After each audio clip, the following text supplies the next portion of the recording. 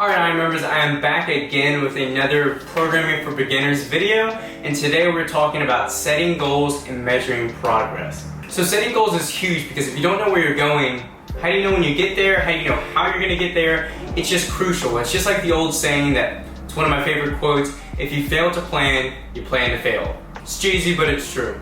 So when it comes to setting goals, I think all of us have heard this at some point in our lives, is setting SMART goals. The S standing for specific, so you can't just say, I want to be stronger. What do you want to be stronger at? Is it the bench press? Is it the squat? What body part do you want bigger? You gotta be specific.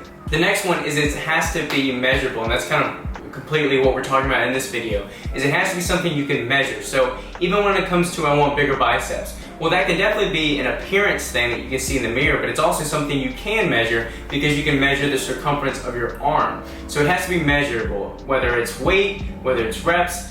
It has to be something that you can actually measure, not just visualize. Next is the A and R, attainable and realistic. They kind of go both hand in hand, so I'm going to say them all at once. Is it realistic? Is it attainable? Can you actually achieve it? Okay, right now, let's say my bench press PR is 275. Well, I'm not going to be able to bench 315 next week. I'm not going to be able to bench 405 in a couple months. You have to be realistic with how quickly you can make progress and set realistic, attainable expectations. And lastly, the T for timely. So give yourself a time frame. When you want to reach this goal by. Okay, I want to lose 5 pounds. When do you want to do it? 2 weeks? Is it 2 months? You have to set a time frame that keeps you on track. Now there's a couple of different ways you can measure your progress. So we recommend 3 specific ways. Now first is the body weight scale, and I don't want you to just measure yourself once or twice during the week or just when you feel like it.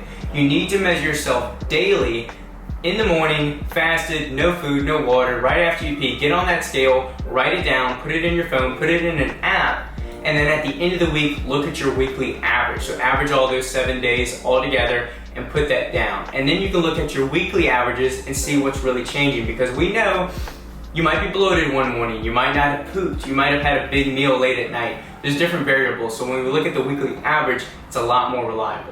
Now next is a big favorite of mine. I've had these pictures since 2014 of June. Progress pictures.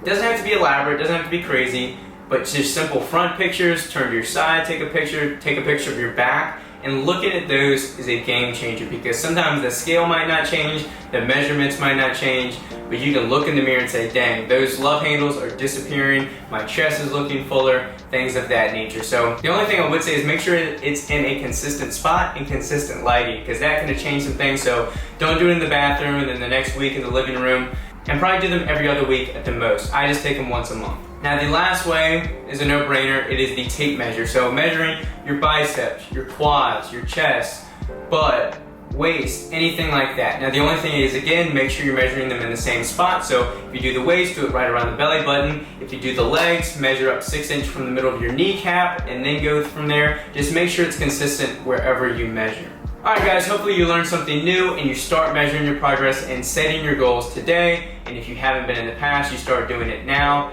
And I'll catch y'all next week.